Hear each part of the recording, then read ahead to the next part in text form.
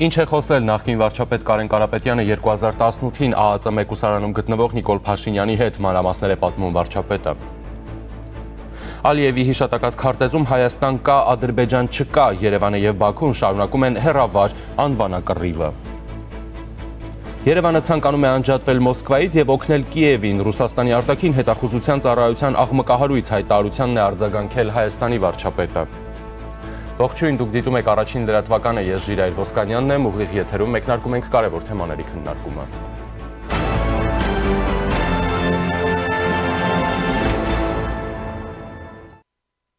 Եվ այսպես, վարչապետ Նիկոլ Փաշինյանն այսօր ազգային ժողով է գնացել, մասնակցել 2026-ի բյուջեի լսումներին։ Վարչապետը ճեպազրույցի ընթացքում անդրադարձել է հարցին, թե Հայաստանի նախկին վարչապետ Կարեն Կարապետյանի հետ ինչ է խոսել 2018-ին ԱԱԾ մեկուսարանում։ Վարչապետը մանրամասնել է զրույցի բովանդակությունը եւ անդրադարձել նաեւ հարցին, արդյոք իրեն պաշտոն առաջարկել են հեղափոխությունը դադարեցնելու դիմաց։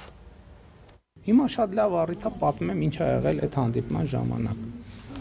Կարեն Կարապետյանը եկել է եւ ինքը խոսել է Սերժ Սարգսյանի անունից։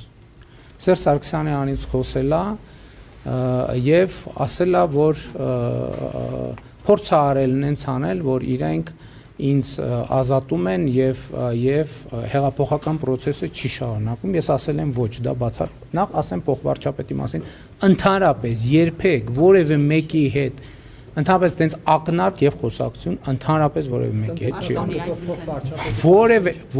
Որևէ մեկի հետ ոչ միայն փոխվարչապետ, որևէ պաշտոնի մասին որևէ խոսակցություն ընդհանրապես չի եղել։ Ես չգիտեմ իրենք նման բան քննարկել են թե չէ, բայց ես չի թույլ տա որ տենց խոսակցություն տեղի ունենար։ Սկսենք դրանից։ Դա բացառում եմ, այո։ Չի կարա մի րոպե։ Ներողություն, թող պատասխանեմ։ Եթե չի եղել մեկը հայտարարում է, դա ինչ է։ Հիմա դուք անդադ տեսեք 1000 ներողություն եմ խնդրում, չէ։ Տեսեք, այսօրվա մեր լրագրության առանձնահատկությունն է դա։ Փաստը դնում ենք մի կողմ, գնում գնահատականի հետևից։ Ես ասում եմ չի եղել։ Դուք ինձ ասում եք ուրեմն դա կեղծիք է։ Կեղծիք չի, հրավառություն է, վեպ է, պատմավեպ է, բանաստեղծություն է, թե պիես է։ Այդ գնահատական է։ Ես ասում եմ չի եղել, ասում է իսկ բացառում եք, որ ձայնագրություն լինի, ասում եմ ուրիշ փաստ բացառում եք, որ լինի, ասում եմ այո, բացառում եմ։ Ընդհանրապես բացառում եմ, որ որևէ ձայնագրություն կլինի, որը իրենց ասած եւ իմ կողմից հերքված որևէ նյուանս կապացուցի, բացառում եմ որևէ թեմայով։ Այսինքն հիմա ես ձեզ հետ շփվում եմ, մի նեղվեք, ինձ հարցրեք, ինչ որ եղել է, կասեմ եղել է, ինչ որ չի եղել, կասեմ չի եղել։ Հիմա պատմեմ, թե ինչ է եղել Կարեն Կարապետյանի եւ իմ խոսակցությունը։ Խոսակցությունը եղել է հետեւյալի մասին, որ Կարեն Կարապետյանը ըստ էության ակնարկել է, ուղիղ չի ասել, բայց ակնարկել է ենթատեքստերով։ Եթե ինքը հերքի ես դա կհասկանամ, որովհետև ուղիղ չի եղել խոսակցությունը եղել է ենթատեքստերով, որ իրանք ինձ ազատեն, մեզ ազատեն եւ հեղափոխությունը, այսպես ասած, հեղափոխությունը դուրս գա օրակարգից եւ մենք ինչ որ ձևով Կարեն Կարապետյանը պատրաստակամություն է հայտնել, որ ինքը որպես բոլորի կողմից ընդունելի տեխնացու ստանձնի իշխանություն։ Ես ասել եմ դա ընդունելի չի ինձ համար եւ Սերժ Սարգսյանը պետքա հեռանա։ Որից հետո Կարեն Կարապետյանը գնացել է եւ ասել է, եկել է վերադառնալով, ասելով, որ Սերժ Սարգսյանը պատրաստ է հրաժարական տալ, բայց առաջարկում է, որ դա տեղի ունենա ֆրանկոֆոնիայի գագաթաժողովից հետո։ Ինքը ֆրանկոֆոնիայի գագաթաժողովը ընդունի, որից հետո հրաժարական տա։ Ես ասել եմ դա անընդունելի է, ես չեմ ընդունի այդ տարբերակը, որից հետո գնացել է եւ ես չգիտեմ, բայց ընդհանրապես գրում էր խոսում էր ինչ որ մեկի հետ, չգիտեմ ում հետ էր խոսում, որից հետո վերադարձել է եւ ասել է, որ Սերժ Սարգսյանը պատրաստ է հրաժարական տալ հունիսին։ Ես ասել եմ դա ընդունելի տարբերակ չի եւ Սերժ Սարգսյանը պետք է հրաժարական տա այսօր, վաղը, մաքսիմալ մյուս օրը։ Որից հետո ինքը գնացել է, եկել է, ասել է ընդունելի է այդ պայմանը։ Էս է եղել մեր խոսակցությունը մեկուսարանում Կարեն Կարապետյանի հետ։ Փաշինյանը անդրադարձել է նաև շրջանառվող տեղեկություններին, թե հեղափոխության օրերին դեսպանների կողմից առաջարկ է եղել իրեն։ Վարչապետն ասել է, որ հեղափոխության օրերին դեսպաններն իրեն միջնորդություն են առաջարկել, ինչը ինքը մերժել է։ Հեղափոխության ժամանակ իրանք հանդիպում են ուզել ինձանից եւ այդ հանդիպման հիմնական նպատակն եղել է, որ իրանք ասել են կարող ենք օգնել, աջակցել, ես ասել եմ անընդունելի է ինձ համար։ Ես Հայաստանի ներսում օտարերկրյա դեսպանների միջնորդության կարիք չունեմ, որպեսզի Հայաստանում մեր քաղաքական օրակարգը առաջ մղել։ Այսինքն ցանկացած տենց թեմա, որ ինչ որ մի դեսպանի միջոցով ինչ որ մի առաջարկ արվել կամ հետ առաջարկ ստացվի, դա ի սկզբանե սուտ է։ Վարչապետ Նիկոլ Փաշինյանը ճեպազրույցում խոսել է նաև Սերժ Սարգսյանի այն հայտարարության մասին, որ նրանից բանակցային փաստաթղթերի հրապարակման մասին խոստում են կորզել։ Ես շնորհավորում եմ Սերժ Սարգսյանին, որ նման մեծ հաջողությունների է հասել, հույս ունեմ իր կենսագրության մեջ կնշի, որ կորզեցին խոստում, ասել է Փաշինյանը, ընդգծելով, քանի ամիս է խոսում է դրա մասին։ Վարչապետը նաև ասել է, որ բանակցային փաստաթղթերի մինչև տարեվերջ հրապարակումը ունի պատճառ, այն է, մինչև տարեվերջ ԵԱՀԿ Մինսկի խումբը դե յուրե կլուծարվի եւ մենք ազատ կլինենք այդ թղթերը հրապարակել, շեշտել է վարչապետը։ Փաշինյանը նշել է, Սերժ Սարգսյանի նամակը հանձնարարել է գաղտնազերծեն, այն ուղղված է այլ երկրի նախագահի։ Իսկ Սերժ Սարգսյանի, այո, Սերժ Սարգսյանի նամակը հիմա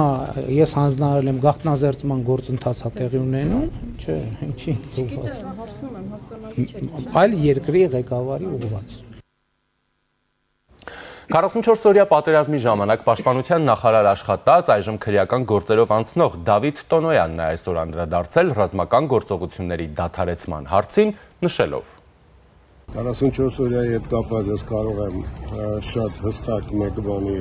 գնահատական տալ, որ հանրության շրջանակներում երկու խնդրի վերաբերյալ, երկու ասացի վերաբերյալ կամ դիրքորոշման վերաբերյալ զինված ուժերի պաշտպանության նախարարության շատ խառը պատկերացումներ կան։ Կար, երբ որ ասվում էր պետք է կանգնացնել ռազմական գործողությունները եւ կար մոտեցում, որ պետք է ամեն գնով կանգնացնել։ Կարծում եմ տարբերությունը կա, չէ՞, այդ ամեն ինչի։ Եվ ըստ դրա որոշումները կայացվել են։ Վարչապետ Փաշինյանը ճեպազրույցի ընթացքում անդրադարձել է նաև Ադրբեջանի նախագահի հայտարարությանը, թե ռուսական կայսրության քարտեզում Սևանա լիճ չի եղել, այլ ուրիշ անուն է եղել։ Ես էլ ասում եմ, այդ նույն քարտեզում Հայաստան կա, Ադրբեջան չկա, դա ինչ է նշանակում։ Նա ասել է, որ ինչ որ թվականի քարտեզում Սևան չի, այլ անուն է։ Ես էլ հարց եմ տալիս, որ հետ ենք գնում, մինչև երբ ենք որոշում հետ գնալ, ասում է վարչապետը։ Սահմանազատման արդյունքում պետք է վերաարձանագրվի Ալմաթայի հռչակագրի հիման վրա երկրների տարածքային ամբողջականության ուրվագիծը, որից հետո կքննարկենք բոլոր կոմբինացիաները, ասել է Հանրապետության վարչապետը անդրադառնալով սահմանազատման գործընթացին։ Առանց Հայաստանի Հանրապետության քաղաքացիների դիրքորոշման տարածքի փոխանակում հնարավոր չէ անել, հաստատել է վարչապետը։ Որ օրինակ քննարկում է, որ նույն Արցվաշենի դեպքում ավելի լավ է այլ սցենարների գնալ եւ այլն։ Որևէ մեկը չի կարող այլ սցենարի գնալ առանց Հայաստանի Հանրապետության ժողովրդի կամքի արտահայտման։ Ես ուզում եմ, եթե խոսքը գնա դրա մասին, եթե խոսք գնա տարածքի փոխանակման մասին, դա հստակ է, որ առանց Հայաստանի Հանրապետության քաղաքացիների դիրքորոշման դա հնարավոր չի անել։ Ընդ որում իրավաբանների գնահատականն է այս պահի դրությամբ, ես նույնիսկ եթե խոսքը ուղիղ հանրաքվեի մասին չլինի, առանց Հայաստանի Հանրապետության քաղաքացիների համաձայնության դա չի կարող պարզապես տեղի ունենալ։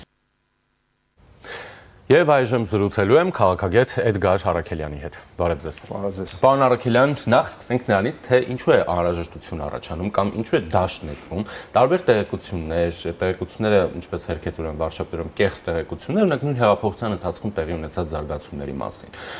Մենք հիշում ենք, որ օրինակ Հայաստանի նախկին նախագահները պարբերաբար պնդում են, որ հեղափոխությունը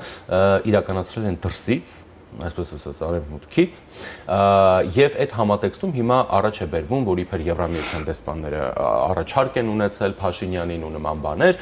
հետո ինչ որ ասում են, որ Կարեն Կարապետյանը Նիկոլ Փաշինյանին ինչ որ պաշտոնի հարցեր է հետը քննարկել, Փաշինյանը քննարկել է այդ ժամանակ, այսպես ասած հեղափոխության դիմաց ու նման բաներ, հա, այն որ սրանք հերքում է վարչապետը, հասկանանք դա նպատակը որն է, այսինքն հիբրիդային պատերազմի մեջ ենք, չէ՞, դիտարկում էս ամեն ինչը։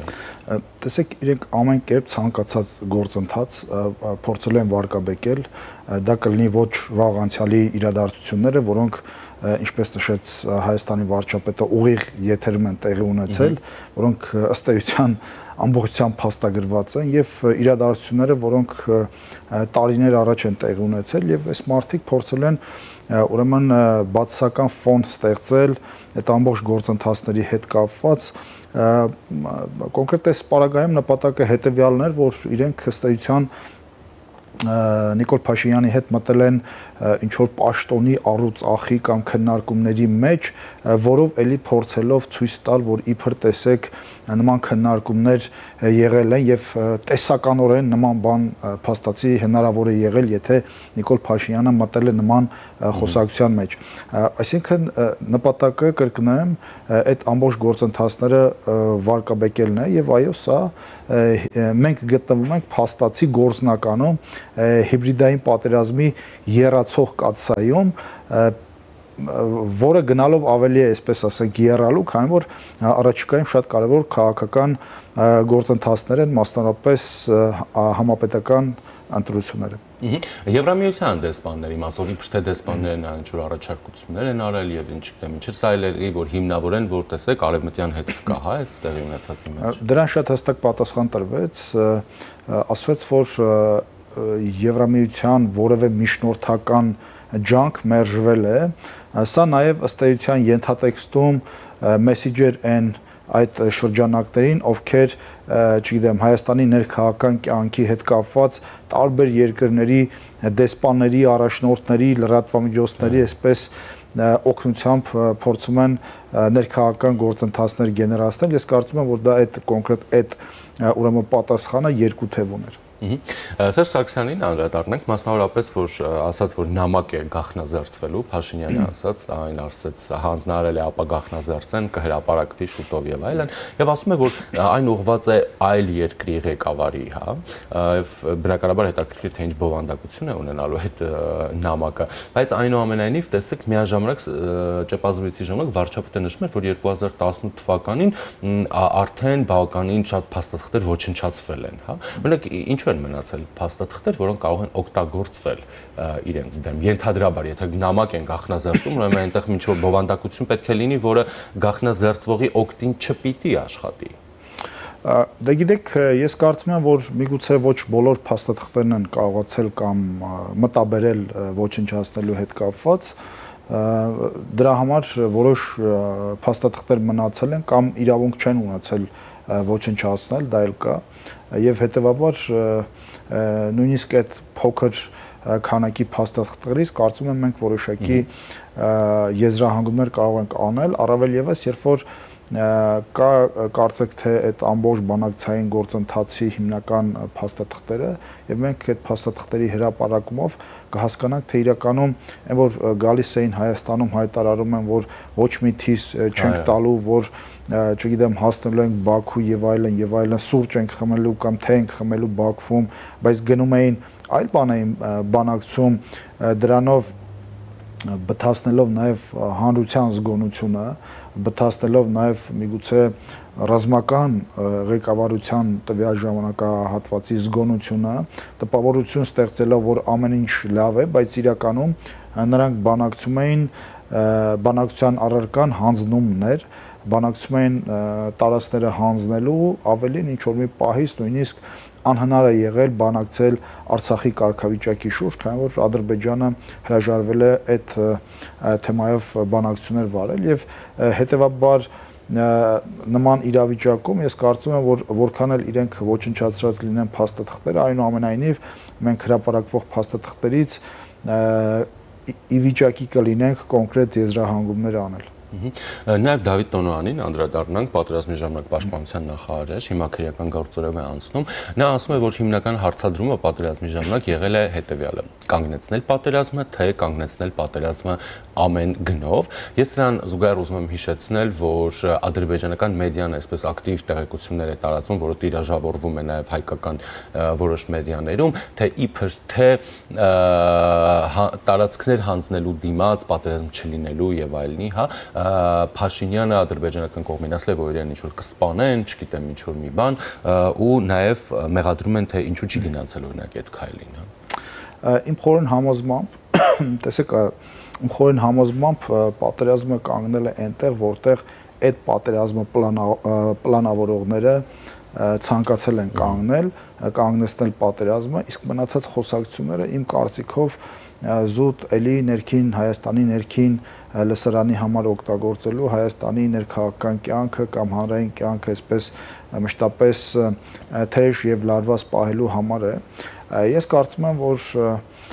նախ եւ առաջ պատերազմը չպետք է լիներ, իսկ եթե պատերազմը եղել է եւ կոնկրետ աշխարհակաղակական կենտրոնը թույլ է տվել, որ այդ պատերազմը տեղի ունենա, հետեւաբար իրենք ունեցել են այդ պատերազմը վարելու եւ կանգնեցնելու պլան, իսկ այդ պլանը, այսինքն միամիտ չենք, չէ, որ ուրեմն չհասկանանք, որ օրինակ, եթե Ռուսաստանը թույլ է տվել, որ Ադրբեջանը հարձակվի Արցախի եւ Հայաստանի վրա, եղել է կոնկրետ պլան, թե այդ պատերազմը երբ պետք է սկսվի, ինչպես պետք է սկսվի, որտեղ պետք է հասնի, որտեղ պետք է կանգնի, երբ պետք է ռուսական ուրեմն խաղապահները գան եւ տեղակայվեն Արցախ ու այսպես շարունակ։ Եվ հետեւաբար այդ խոսակցությունները իմ համար շատ ավելի մանի, այսինքն հետադարձ հայացք կամ post factum խոսակցություններ են, քանի որ post factum այո մենք կարող ենք ասել եթեներով շատ բաներ ասել, չգիտեմ, կանգնեցնել պատերազմը, թե կանգնեցնել ամեն գնով կամ հնարավոր էր եթե այս առաջարկները ընդունվեին, պատերազմը կկանգներ եւ իրադարձությունները այլ ընթացք ունենային։ Ես կարծում եմ, որ այդ ընթացքում առաջին ռուսական միջնորդությամբ, հա, հրադադարը հենց ռուսական միջնորդությամբ է տեղի ունեցել եւ եթե իսկապես Ռուսաստանը շահագրգռված էր, որպեսզի կանգներ այդ պատերազմը, ապա գոնե ինքը կպահեր իր միջնորդությամբ այդ հրադադարը, իսկ մենք գիտենք, որ ընդամենը ժամեր հետո այդ կանգնեցված հրադադարը, հա, ստորագրված կամ հայտարարված այդ հրադադարը այլևս խաթարվեց եւ շարունակվեց ռազմական գործողությունները։ Եւ հետեւաբար ես խորին համոզմունք ունեմ, որ պատերազմը կանգնել է այնտեղ, որտեղ այդ պատերազմը պլանավորողները պլանավորել էին, որպեսզի կանգներ, քանի որ այդտեղ կար նաև ռուսական խաղապահության հարցը եւ պատերազմը պետք է կանգներ այնպիսի վայրում, որպեսզի հնարավոր լիներ նաև կամ այսպես ասենք քաղաքական եւ միգուցե իրավական հենք լիներ ռուսական խաղապահ զորախումբ տեղակայելու համար եւ հետեւաբար մնացած խոսակցությունները իմ համար այսպես հիմքեր չունեն։ Դրանք եթեներով խոսակցություններ են։ Պաշտպանության նախկին նախարարը ասում է, անդրադառնալով հարցին, որ անկլավների հարց եւ այլն պատերազմի դադարեցման կամ նոյեմբերի 9-ի փաստաթղթի պատրաստման ընթացքում քննարկվել է, չի քննարկվել, ինչ է եղել, ինչ չի եղել, ասում է, որ այո, եղել է անկլավների հարցը այդ թղթում եւ հայկական կողմի բանակցային ջանքերի շնորհիվ է դուրս բերվել այդ թեման այդ փաստաթղթից եւ ինչու եմ սա հիշատակում, որտեղ հիմա այդ թեման բավական ակտիվ է, վարչապետը վերջերս գրառում արեց, որ Արցախաշենը պետք է վերադարձվի Հայաստանում, որտեղ դա Հայաստանի ինքնիշխան տարածքն է, այսօր էլ անդրադարձավ այդ հարցին, խոսելով, դե ասելով, նայած սահմանազատման ընթացքում արդեն ինչ կոմբինացիա կընտրվի, փոխանակում, չի փոխանակվի, պետք է փոխանակվի, պետք է ուրեմն ինչ-որ հանրակրվեներ արվեն, այս արվի, այն արվի, հա, կամ եթե դա հանրակրվե չի ընդհանրելու այն ամենը, մարդկանց կարծիք ինչ-որ ձևով պետք է այդտեղ ներառվի, մի խոսքով, եւ օրինակ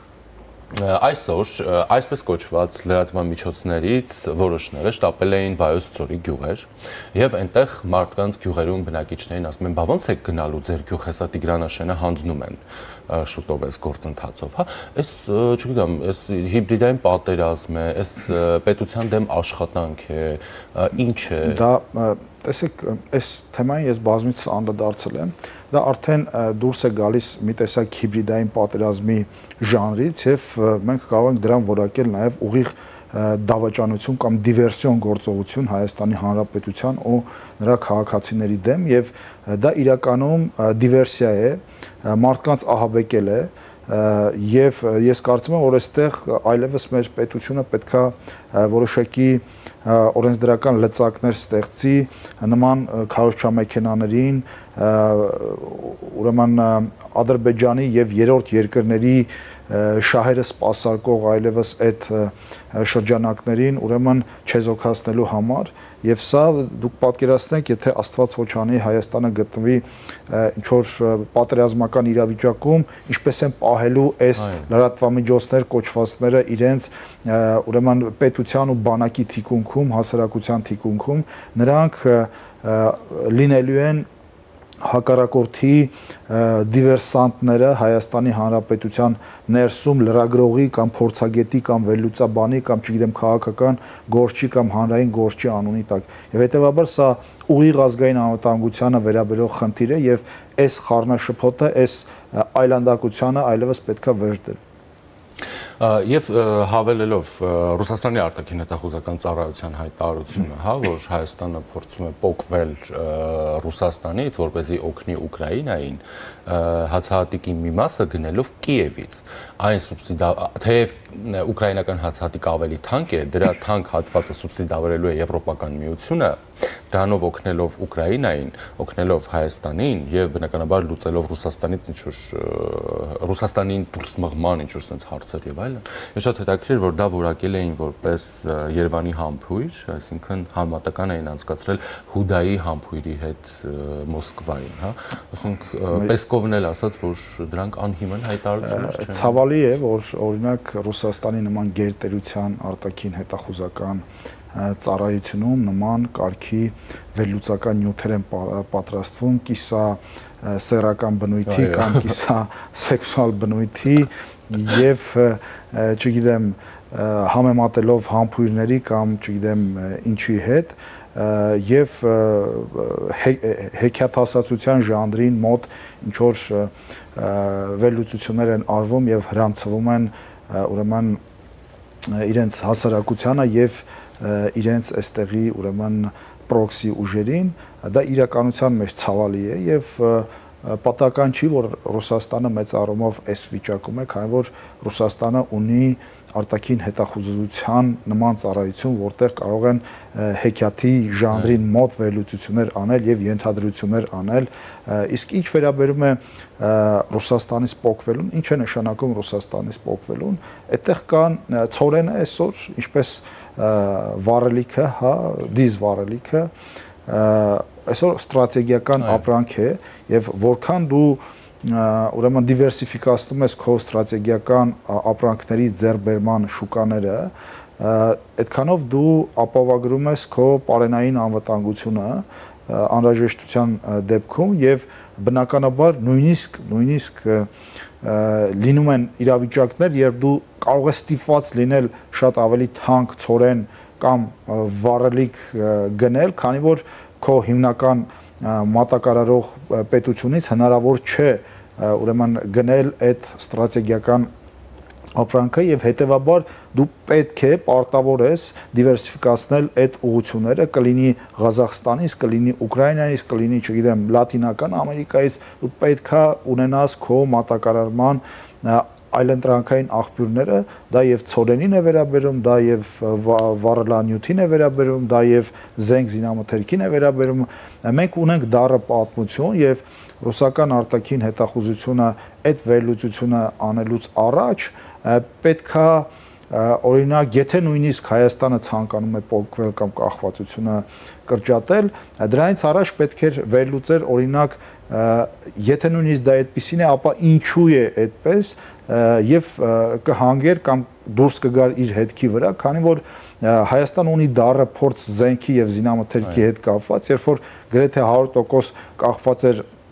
ռուսական զենք զինամթերքի մատակարարումներից, երբ որ Հայաստանը վճարել էր զենքի դիմաց, բայց Ռուսաստանը մինչև օրս չի մատակարարել այդ զենք եւ զինամթերքը եւ դա կարող է լինել ցանկացած ստրատեգիական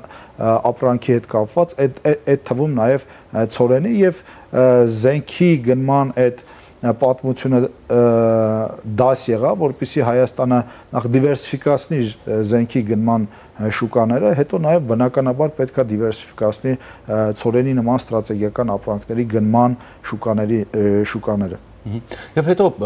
կախվածությունը նվազեցնելուն միտված Հայաստանի քայլերին մեղադրանք ներկայացնելը տպավորություն է, որ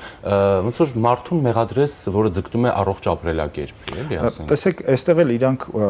այսպես ինքնախոստովանություն ունեն, քանի որ եթե իրանք դա բնութագրում են կախվածություն, ապա ցանկացած բանից կախվածությունը դա արդեն բացասական է եւ եթե իսկապես իրանք ծորենի մատակարարումը Հայաստանին համարում են կախվածություն, իրենք են չէ խոստովանում, որ Հայաստանը ցանկանում է այդ կախվածություն, այսինքն իրենք խոստովանում են, որ Հայաստանը այսօր կախված է ռուսական ծորենի մատակարարումներից եւ հետեւաբար բնականաբար անհրաժեշտ է, որպեսզի Հայաստանը դիվերսիֆիկացնի իր ծորենի ներկրման շուկաները եւ լինի ոչ թե մեկ պետությունից կախվածության մեջ, այլ մի քանի պետությունից, որի արդյունքում կձևավորվի մրցակցություն եւ որի արդյունքում նաեւ միգուցե գներն էլ կնվազեն եւ ներկրվող հացահատիկի ուրեմն որակն էլ կբարձրանա։ Եվ տեսեք, կա այստեղ ինչ որ կապ։ Գալիս է առաջին այդ Ադրբեջանի, հա, ադրբեջանական երթուղով գալիս է ռուսական հացահատիկը, այնուհետև մեր խորհրդանական ընդդիմությունը իր համար պարզում է, որ այնուհետև պարզում է, որ դա չորրորդ կարգի ծորեն, այսինքն ինչ-որ անասունների համար եւ այլն, հա, որպես կեր եւ այլն, ընդդիմությունը իր համար պարզում է, որ անասուններն են ուտում, հետո տարակուսում է, որ մեր մատնաքաշը սրանից հետո անասունի կերից է լինելու ու սկսում են բորբոքել եփել հանրային կրքեր այդ թեմայի շուրջ եւ մեկ էլ հաջորդ իսկ օրը Ռուսաստանի արտաքին հետախուզությունը գալիս է աշխարհացունց բացահայտումներով, որ մեր ծորենը տեսեք անասունի ծորեն եք մեզանից ուզել, որ ուտելունը երևի Ուկրաինայից ուզեք, այսինքն բաներ եք հա մեզ այդ անում։ Ես չգիտեմ, չեմ ուզում շատ ավելի նման կոպիտ ձևակերպումներ տալ, մարդիկ ովքեր նման հայտարարություն են անում, որ մեր մատնաքաշը կամ հացը այսուհետև անասունի ծորենից է լինում, առնվազն կներեք այդ կենթանուն համարժեք ուրեմն տրամաբանություն ունի եւ հետեւաբար սրանք մեկնաբանություններ են, որոնք նույնիսկ չարժի անդրադառնալ, պարզապես հումորով կամ հերթական չստացված ակցիան համարենք ընդդիմության եւ նրանց արտաքին հովանավորների։ Շնորհակալություն։ Ես եմ շնորհակալ։ Զրուցակիցս քաղաքագետ Էդգար Առաքելյանն էր։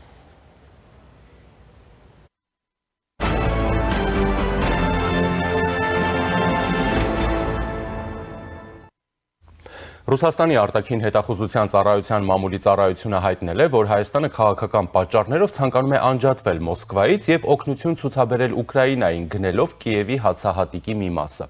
Տարիներ շարունակ Հայաստանը հացահատիկ է գնել Ռուսաստանից, հիմա քաղաքական պատճառներով հայերը, այսպես ասած, ցանկանում են անջատվել Մոսկվայից եւ օգնություն ցուցաբերել Ուկրաինային գնելով նրա համար անհրաժեշտ հացահատիկի մի մասը անկախ երկրից, հայտարարել է մամուլի ծառայությունը։ Մոսկվայից ընդգծել են, որ ուկրաինական հացահատիկը 1.5 անգամ ավելի թանկ է, քան ռուսականը։ Ռուսական գերատեսչությունից նշում են, որ իբր Հայաստանի իշխանությունները հույս ունեն, որ Եվրամիությունը կփոխհատուցի արժեքի տարբերությունը, քանի որ դա Բրյուսելի համար եռակի հաղթանակ կլինի, աջակցություն Կիևին, օգնություն Հայաստանին ու վստահության թուլացում Մոսկվայի եւ Երևանի միջև։ Ծառայությունը այս գործողություններն անվանել է Երևանի համբույր համեմատություն անցկացնելով Հուդայի համբույրի հետ։ Հայաստանի վարչապետ Նիկոլ Փաշինյանն է արձագանքել Ռուսաստանի արտաքին հետախուզական ծառայության հայտարարությանը, թե Հայաստանը քաղաքական պատճառներով ցանկանում է անջատվել Մոսկվայից, օգնություն ցուցաբերել Ուկրաինային։ Վարչապետը այս հայտարարությունը անհեթեթություն է որակել, ասելով, որ նման բան չկա։ Հայաստանի վարչապետին շտապել է պատասխանել Ռուսաստանի նախագահի մամուլի քարտուղար Դմիտրի Պեսկովը, նշելով, որ Ռուսաստանի հատուկ ծառայության հաղորդագրությունները երբեք անհիմն չեն։ Կրեմլը հույս ունի շարունակել երկկողմ համագործակցությունը Հայաստանի հետ։ Մենք երկկողմ համագործակցության օրակարգում շատ հարցեր ունենք, նշել է նա։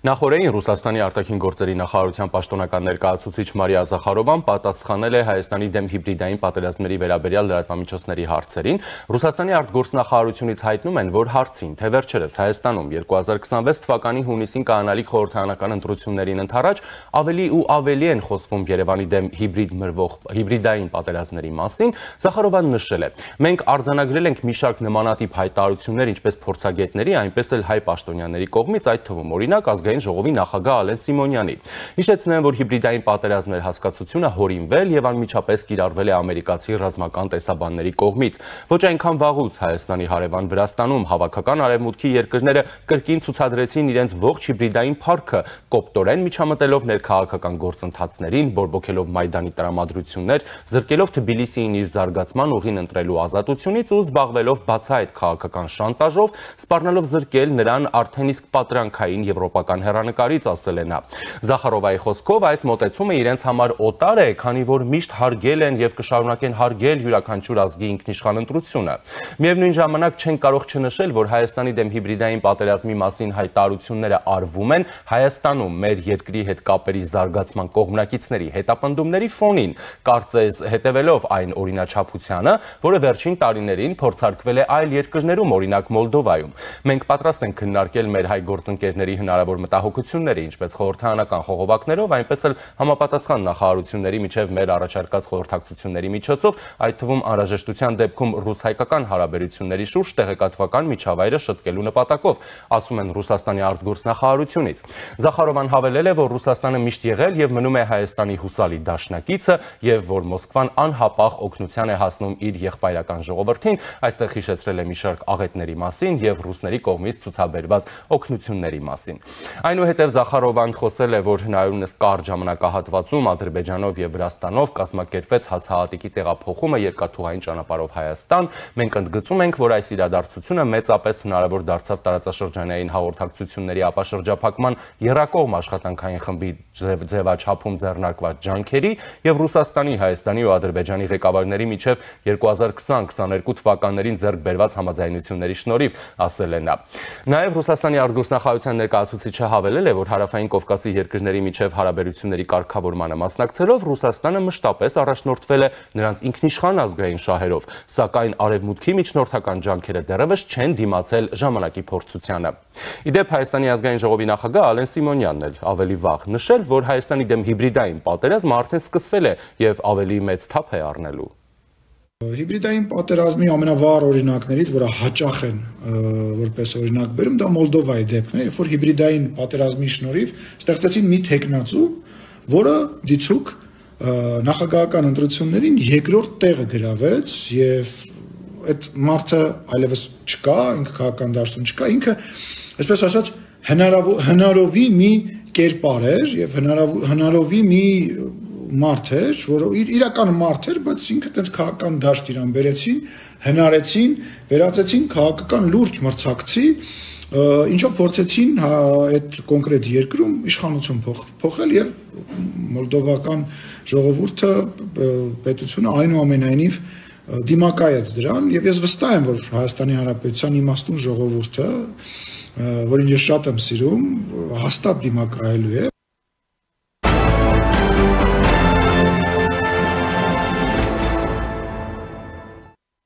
Իսկ Հայաստանում հավատարմագրված արևմտյան դեսպանները նախորդին շրջել են Հայաստանի պետական կառավարման բոլոր ինստիտուտներով, ազգային ժողով, հանդիպել են ազգային ժողովի նախագահին, փոխնախագահին, հանրապետության վարչապետին, արտգործնախարարություն են գնացել, այնուհետև անվտանգության խորհրդի քարտուղարություն եւ արդարադատության նախարարություն։ Վարչապետ Նիկոլ Փաշինյանի եւ դեսպանների հանդիպմանը մասնակցել է նաեւ Հայաստանում Եվրամիության պատվիրակության ղեկավար դեսպան Վասիլիս Մարագոսը։ Ըստ հաղորդագրության վարչապետը եւ դեսպանները քննարկել են Հայաստան-Եվրոպական միություն հարաբերությունների ընթացիկ օրակարգը, վերջին շրջանում արձանագրված առաջընթացը եւ հետագա համագործակցության հեռանկարները։ Մտքեր են փոխանակվել օգոստոսի 8-ին Վաշինգտոնում տեղի ունեցած խաղաղության գագաթաժողովի արդյունքում տարածաշրջանում ձևավորված իրավիճակի, Հայաստանի եւ Ադրբեջանի միջև հաստատված խաղաղության, տարածաշրջանում հաղորդակցության ուղիների ապաշրջափակմանը միտված քայլերի, այդ թվում TRIP եւ խաղաղության խաչմերուկ նախագծերի շուրջ։ Վարչապետ Փաշինյանը պատասխանել է նաեւ դեսպաններին հետաքրքրող հարցերին, այլ մանրամասներ չեն հաղորդում։ Սա ըստ էության աննախադեպ երևույթ է, երբ մեկ օրում դեսպանները այս ծավալի հանդիպումներ են ունենում։ Այժմ զրուցելու եմ հանրային գործիչ Միքայել Հայրապետյանի հետ։ Բարև ձեզ։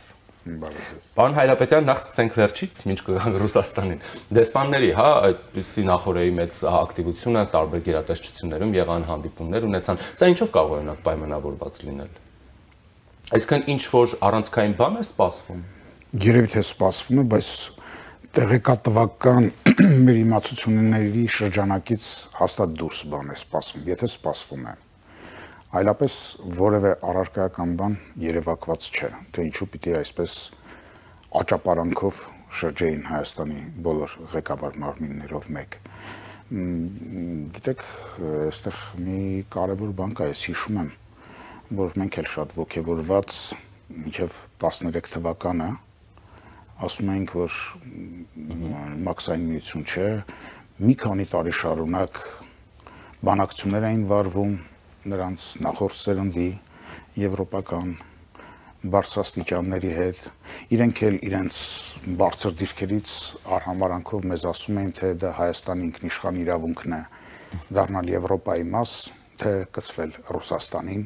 բայց հիմա մենք տեսնում ենք, որ ամբողջ Եվրոպան ինքը ամբողջությամբ չի կարողանում դիմագրավել Ռուսաստանի պես հրեշին եւ կարճած է Միացյալ Նահանգների փեշերից,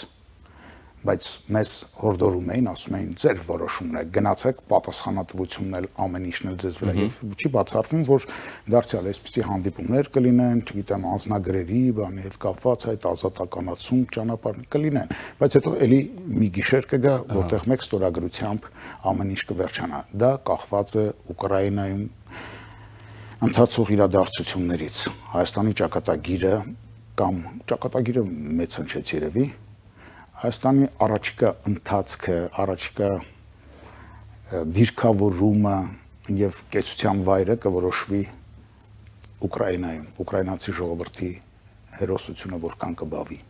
Իսկ հնարավոր է այս հանդիպումների համատեքստում դուք նշեցիք օրինակ վիզաների ազատականացման գործընթացը դիտարկել նաեւ հնարավոր Եվրամիության անդամակցության հայտի ներկայացում։ Կարելի է, բայց մերոնք չեն ներկայացնելու նման հայտ լրջորեն, դա բացառված բան է, որովհետեւ ինքնասպան խելագարներ պարզապես կլինեն, որպեսզի այդ նման քայլերով գլուխը մտցնեն վիրավոր գազանի, վիրավոր հրեշի երախը, որպեսզի Ռուսաստանն է այսօր։ Ռուսաստանի Դաշնային հետախուզական ծառայությունը հայտարարություն տարածեց, նշելով, որ Հայաստանը քաղաքական նպատակներով ուզում է անջատվել Մոսկվայից, օգնություն ցուցաբերել Ուկրաինային, գնելով Կիևի համար անհրաժեշտ հացահատիկները, դրա մի մասը թեև թանկ, բայց Եվրամիությունը կսուբսիդավորի ու ինչ որ նման բաներ, հաղորդագրությունը այդպես Երևանի համբույր էին դրել, ես նշեցի ինչի այդ զուգահեռ տանելով, հա։ Շատ հետաքրքիր է, ասենք, դիվերսիֆիկացիան, օրինակ նույն հացահատիկը, հա, ինչ է Ռուսաստանը այդքան ծանր տանում։ Գիտեք, դուք նաև Պեսկովի այնտեղ բանալի բառը երևի անհիմն բառն է, որ անհիմն հայտարարություններ ռուսական ծառայությունները չեն անում, դա լկտի սուտ է։ Մենք Ռուսաստանից առնվազն սովետական Ռուսաստանի ժամանակներից սկսած մանավանդ իրենց հատուկ ծառայությունների խոսափողը հանդիսացող օրգաններից, պաշտոնյաներից լսել ենք միայն անհիմն բաներ։ Այդ դեպքում ուրեմն անհիմն չէր, երբ որ այդ նույն հատուկ ծառայությունները հայտարարում էին, որ ձերբակալվել է ժողովրդի թշնամի այսինչը եւ հազարներով, որ պարզապես ինքնասպանություն է գործել Թիֆլիսում Բերիայի կաբինետում Աղասի Խանջյանը, որ ժողովրդի թշնամի է Եղիշե Չարենցը, այսինքն անհիմնության մասին այդպես աչքերը բաց լկտի սուտ ասել, դա վայել է միայն Ռուսաստանին, որը ցավոք սրտի չի վերափոխվում եւ չի դառնում ազատ աշխարհի մի մասը եւ դարձել է, ինչպես իրենց Լենինն էր ասում, Եվրոպայի ժանդարմը։ Սա հիբրիդային պատերազմի դամոբանության մեջ ենք, չէ՞ դիտարկում։ Բնականաբար, պատերազմները միշտ էլ հիբրիդային են եղել։ Այնպես չի, որ մի թագավոր մեր թվարկությունից առաջ այսինչ դարում որոշեց եւ հարձակվեց մեկ ուրիշ տերության վրա։ Դրա համար նախապատրաստական աշխատանքներ են տանում, տարբեր տեղերից են խփում, ասում են այդ էս այնտեղ հացը թանկ է, եթե մեզ միանաք հացը էժան կլինի, մանավանդ դրա համար հող մեր վարչապետը հրաշալի նախապատրաստել էր, ասում է որտեղ հաց այնտեղ կաց, հիմա հացը բերում ենք Ռուսաստանից թե Ուկրաինայից, գնանք Ռուսաստան թե Ուկրաինա թե գուցե Միացյալ Նահանգներ, այնտեղ ավելի էժան է եւ աշխատավարձն ավելի բարձր, այսինքն հիբրիդային պատերազմ ոչ միայն դրսից են վարում, ինչը շատ բնական է, այլ նաև ներսից են մեր դեմ վարում, մեր գիտակցությունները մանիպուլացնելու համար։ Ողբերգությունը։ Ես դա համար մեջ բերեցի նաև Ռուսաստանի արտգործնախարարության հայտարարությունները, թե ինչ հիբրիդային պատերազմ Ռուսաստանի կողմից Հայաստանի դեմ ու նման բաներ, եւ դա ընդգծել կամ համեմել էին նրա հետ, որ Հայաստանում այդպիսի հայտարարությունները հնչում են Ռուսաստանի հետ հարաբերությունները ավելի զարգացնելու հայտարարություններ անողներին հետապնդումների ֆոնին, հա, այստեղ ինչ զուգահեռներ է տանում Զախարովը։ Զուգահեռները թողենք մի կողմ, հա։ Այստեղ հետապնդումները իբրև թե Ռուսաստանի կողմնակիցների հանդեպ են տարվում, ինչ են ձևերթափում, մեր ժողովրդին պետք է ճիշտն ասել, բոլորն էլ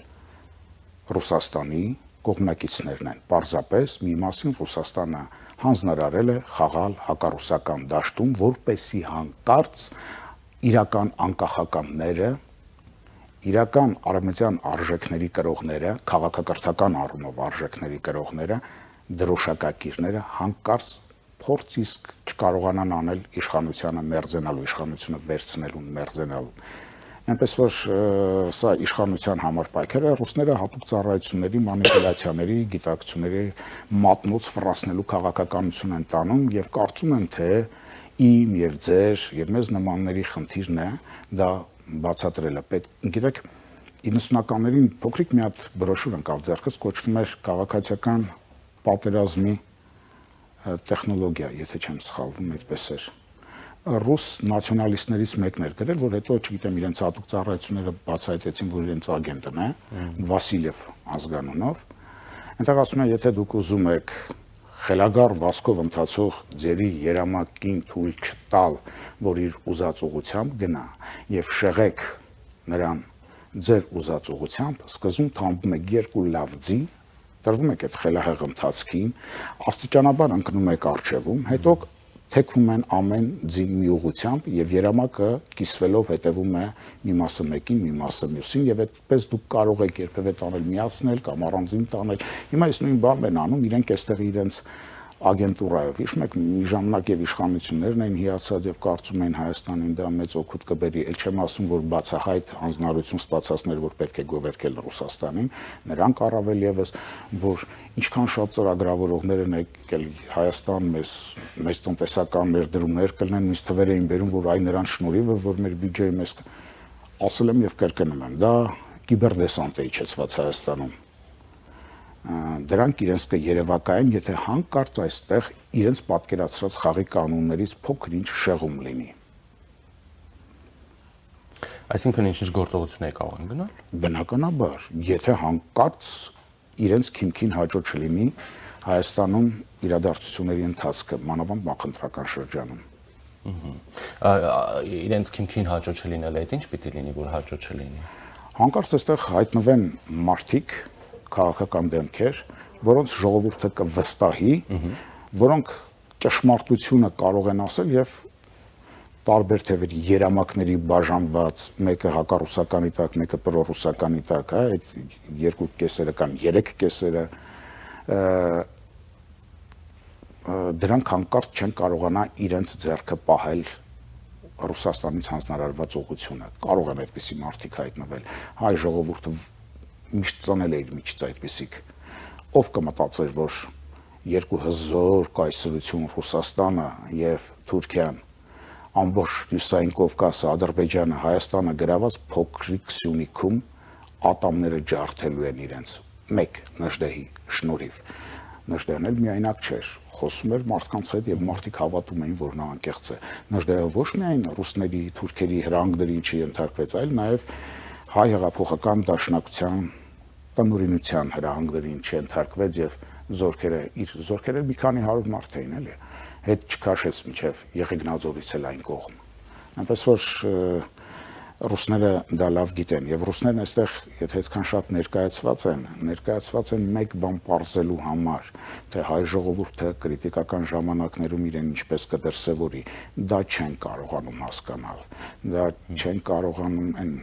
խնդիրը կգտնեն ճար ու հնար հա մեր խնդրության տոկոսը մինչև ուր է հասնում մանավանդ որ իրենք դրա մասին չեն կարող պատկերացնել քանի որ իրենց հիմնական շփումները Ռուսաստանում բուծված առիմաշկանների հետ են Այն Արա Աբրամյաններ, բաներ, դրանց են տեսնում եւ կարծում են, թե ամբողջ հայ ժողովուրդն է արմեաշկա։ Դա այդպես չէ։ Նրանց համար կարող են արմեաշկա ասել։ Իսկ մենք մեզ թույլ չենք տա թեկուզ մեկ Դոստոևսկու, մեկ Եսենինի պատճառով շնորհիվ ռուս ժողովրդին հայհոյել, բայց ռուսական պետությունը պետք է ընդունենք, որ այո, այս պահին առնվազն մեզ համար վտանգավոր հանցագործ պետություն է։ Հաջորդ պահին գուցե կդառնա մեզ համար դաշնակից, չգիտենք ինչպես կփոխվի, բայց պետք է ելակետ ունենալ, իսկ ելակետը Լորդ Քերզոնի ասածն է։ Անգլիան չունի մշտական բարեկամներ, չունի մշտական թշնամիներ, ունի մշտական շահեր։ Եկեք մենք մեր մշտական շահը գիտակցենք, այդ պահին որը որ կհամընկնի, ուրեմն նա է մեր դաշնակիցը։ Հաջորդ պահին կփոխենք ինչպես փոխում են մաշված գործիքները։ Շատ լավ, այդ դեպքում ինչու կարիք կա, եթե այսպես ասենք հիմնական քաղաքական դերակատարներ, ինչպես ես հասկանում եմ, հա, դուք այդ նկատի ունեք, հենց ռուսական դաշտում են խաղում մի մասը քողարկված, հա, այսպես հակասություն ստեղծելու համար։ Ինչու կա ըստ ձեզ այդ դեպքում այդ հակասության կարիքը, ինչու պետք է հանրության շրջանում ձևավորվի այդպիսի կեղծ հակասություն։ Դա ամենտեղ են դա այդպես անում, նույնիսկ Ռուսաստանը, որ բոլորն էլ գիտեն, որ Պուտինը պետք է ընտրվի, անպայման կողքը դիմացի տեխնացուներն այլապես կընկալվի որպես ճահիճ եւ դա շատ ավելի վտանգավոր կլինի ժողովրդի ինչ-որ բան կհասկանա, երբ մեկ գույն եք ներկայացնում։ Դրա համար իրենք այդ արհեստական հակասությունը ստեղծում են, որտեղ հակասության շարժման մեջ է կյանքը, իրենք կյանքի պատրանք են ստեղծում։ Իրական ընտրություն, իրական բախում, գաղափարների գոյություն չունի։ Բայց գիտեմ, որ հայ ժողովրդի մեջ այդպիսի սեգմենտներ կան, այդպիսի բեկորներ, հատվածներ կան, որոնք առայժմ քվանտների տեսքով են, բայց հետո կտեսնենք ինչ դուրս կգա։ Բայց եթե այս տեմպերով են գնում, ուրեմն էլի ձեր ասած տրամաբանությամբ 2026-ին մեզ մոտ ընտրությունները տատանվելու են քողարկված եւ չքողարկված Ռուսաստանի դերակատարների միջեւ։ Այո։ Եթե Ուկրաինան այլ բան չթելադրի ժամանակակից Ռուսաստանին, որը իր բնույթը գուցե փոխի։ Եթե ոչ, ուրեմն լինելու է այն, ինչ եղել է մինչև հիմա, եւ ոչ թե 18-21 թվականներ, այլ սկսեք խնդրեմ 90-ական թվականներից։ Այլ բան ասելով Ուկրաինայի կողմից թելադրի նկատի ունեք ռազմաճակատում բեկում։ Այո, ռազմաճակատում բեկում, որը շատ քիչ հավանական է, դժբախտաբար։ Բնականաբար, որպես արդարության ծարավի հայ մարդ ես ուկրաինացի ժողովրդի եւ ուկրաինացի պետության կողմում եմ։ Իրենց երկրպագուն կամ բալեշիկն եմ, հա, բայց եթե այստեղ շատ կարևոր պորտալ կա, հա, պետք է հասկանալ, եթե հանկարծ Ուկրաինայի իսպառ մոխրացումը իմ երկրին փոքր-ինչ անգամ օգուտ կբերի, ուրեմն թող մոխրանա։ Եթե ամբողջ Ռուսաստանի մոխրացումը իմ երկրին փոքր-ինչ օգուտ կբերի, թող մոխրանա։ Ինչի Պուտինին կարելի է ասել, ում է պետքային աշխարհը, որտեղ Ռուսաստանը չկա, իսկ որևէ հայ չի կարող ասել ում է պետք այն Ռուսաստանը, որը Հայաստանի թշնամին է լինելու, կամ ում է պետք այն Ուկրաինան, որից Հայաստանը շահ չի ունենալու։ Իսկ այդ անասնակերը, որ բերում են, հա, բերել էին, հիմա էլ Ուկրաինայից են ուզում լավ ծորեն գուցե բերել, Ռուսաստանը մեզ միշտ դա է տվել, Ուկրաինայից գուցե նորմալ ծորեն բերվի։ Մենք չմոռանանք, մենք ասում ենք ամենայն հայոց բանաստեղծ Հովհաննես Թումանյանին, չէ՞։ Հովհաննես Թումանյանին Ստոլիպինյան անասուններ տեղափոխող վագոնով ձեռնաշղթաներով տարել են Մոսկվայում դատելու ամենայն հայոց բանաստեղծին։ Սա մոռանում ենք, բայց ինչ որ մի հատ քստմնելի, ինչ էր այդ կնոջ անունը, Զախարովայի ասածներին պիտի ականջ կախենք։ Ոչ, անընդհատ պետք է շեշտել, որ նրանք տարել են մեր Թումանյանին անասուններ տեղափոխող վագոններով, հիմա այդնի Ստոլիպինյան վագոններով մեզ անասնակեր են ուղարկում։ Մենք պիտի ասենք, որ ամբողջ 10-րդ դարավերջից մինչև 1990-ական թվականները շատ քիչ հայ մտավորականներ են եղել, որ ռուսական բանտերով չեն անցել, չեն գնդակահարվել, եւ դա միայն 1930-ական թվականների համատարած ողբերգությունը չէր, թեկուզ տոկոսային առումով այնտեղ մենք շատ ավելի զոհեր ունեցանք։ Հենց առաջինից սկսած նոր գրականության, հա, Խաչատուր Աբովյանից, Միքայել Նալբանդյանից, հատուկ նրանք են անցել նույնիսկ այդ բովով։ Այնտեղ Ղազարոս աղայան բանները հասկանում եք, մարդ չի մնացել, որին ռուսները հալածած չլինեն։ Թուրքիայում օրինակ մի դեպք այդպես եղավ, բայց բարբարոսաբար եղավ։ Ճիշտ այնպես ինչպես 37 թվին այստեղ արեցին, որ գլխովին 200 մտավորականներին հավաքեցին ու ոչնչացրեցին։ Այստեղից մեր կոմիտասն ինչ գործ ուներ Ստամբուլում, որ այդ օրինակներ, որտեղ այստեղից էր փախել։ ցարական Ռուսաստանից։ Ինչու՞ մեր պատմաբանները, օրինակ կարելի է էլի, որտեղ պատմությունը թվերը չեն, պատմությունը պատմության տրամաբանությունն ընկալելն է։ Կարող ենք մենք ասել մի դեպք վերջին 400 տարվա մեջ, որ Օսմանյան կայսրությունում ապրող հայերը, եթե այդքան վատ էր, փախած լինեին գնային գաղթեին գնային Իրանում ապրելու։ Բայց Իրանի համար կարող ենք ասել, որ Իրանից ընդཐུպ մինչև ցեղասպանության նախօրյակ Իրանից գյուղերով տեղափոխվում էին Օսմանյան կայսրությունում ապրելու։ Հիմա դուք բավականին հանրային ականջների համար ոչ ընդունելի բաներ եք։ Բայց ճշմարտությունը, այ ճշմարտությունը ցավալի է, ես գիտեմ, որ արևին դժվար է նայել, երկար նայեցիր կկուրանաս, բայց ճշմարտությունն արևի նման է։ Եթե այդ սոլարիզացիան չարեցին, մենք միշտ երազային խապկանքի մեջ ենք լինելու ու կանգնելու ենք կոտրած տաշտակի առջև։ Միշտ մեր, ինչպես ռաշպարների կանչում դաշտենցն է ասում, հա, պետք է մենակ մեր մասի ծխին հավատանք, այլապես ինգլիզի թագուհին քեզ օրորոց է տալու, թե տար քո հույսն օրորիր։ Մենք մինչև հիմա այսքան երազասուն չլինենք, այսքան հույսեր օրորող չլինենք, մի քիչ ռեալիստ լինենք։ Եվ ամենևին պաթետիկ խոսքեր չեն սրանք։ Եվ ի՞նչն է պատճառը, որ մենք այդպես ռեալիստ չենք։ Գրականությունը։ Չէ, դե գրականությունն էլ մեր ժողովրդի ծնունդն է։ Գիտեք, այստեղ կողքից ավելի դառը բան ասեմ, մեզ հասակակից մեր հարևան ժողովուրդներից որևէ մեկին կարող եք ցույց տալ։ 3000 տարի առաջ մեզ հարևանած ժողովուրդներից ոչ մեկն այսօր չկա։ Մենք գուցե ծեր ենք, չէ՞ որ կյանքում էլ ծերունի չի կարող անել այն, ինչ երիտասարդն է անում։ Եվ ընկնում է հիշողությունների մեջ։ Դրանով պետք է բացատրել, որ մերոնք հիմա անկած ինչ-որ բառերի կռիվ են անում, ասում են բասկերն են հայեր, այս ինչն էլ հայ, չգիտեմ, այն առաջին կապիկը, որից մարդկությունն է առաջացել, դա էլ է հայ։ Ինչի որտեվ մենք անվտանգության գոտի ենք ուզում ենք ապաստան, ծերացած մարդիկ դա են ուզում։ Ինչ տակ լինի, հանգիստ լինի, խանգարող չլինի, դինջ կարողանան ապրել։ Այ մեր իշխանությունները դժբախտաբար այսօր շատ ցցում դա անում են, որ ուղղակի ասում են թողեք մենք հանգիստ ապրենք, էլի ինչ եք ուզում տանք, մենակ ձեներդ կտրենք։ Ճիշտ այնպես, ինչպես մեր էպոսում, դա մեր կոդի, մեր անգիտակցականի երևակումն է, ինչպես մեր էպոսում թշնամին երբ գալիս է Սասունի բերդը պատում է, շրջապատում է,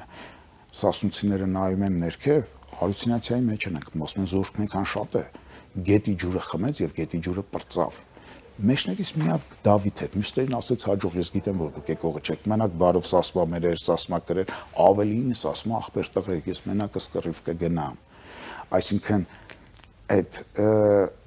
ծերացածությունը գուցե այդպես է արտահայտվում, որ մենք հոգնել ենք, ուզում ենք հանգիստ ապրել։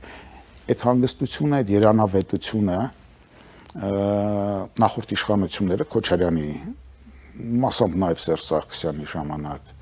արտահայտվում էր նրանով, որ ասում են մեր անվտանգության երաշխավորն է Ռուսաստանը կա էլի, այլ բանակին չենք այսքան զինում կամ կարելի է էլի այնտեղի ջարդոնն առնել, աշկները կմտնենք, իրանք մեզ ավելի լավ կպաշտպանեն։ Հասկանում եք, դրա համար ռուսները մեզ ասում են արմյաշկա։ Դա դասական արմյաշկայություն է եղել եւ այսօր կատարվողը դարձյալ դասական արմյաշկայություն է, բայց վստահ եղեք, որ հայ ժողովրդի մեջ կան այդ կետերը եւ այդ կետերը միայն սովորական կետեր չեն, այլ նայեք մեր երիտասարդությանը, մենք ունենք պայծառ երիտասարդություն, որը ընդամենը արժեքներ ներկայացնողին է փնտրում, ինչպես որ խորենացիներ ասում, այն հովվին, որը պիտի իրեն Սիզավետ Մարգագետիններն առաջնորդի։ Շնորհակալություն։ Ձեզ շնորհակալություն։ Զրուցակիցս հանրային գործիչ Միքայել Հայրապետյանն էր։ Այս ժամի համար այսքանն ենք նախատեսել, ես Ժիրայր Ոսկանյանն եմ, մնացեք առաջին։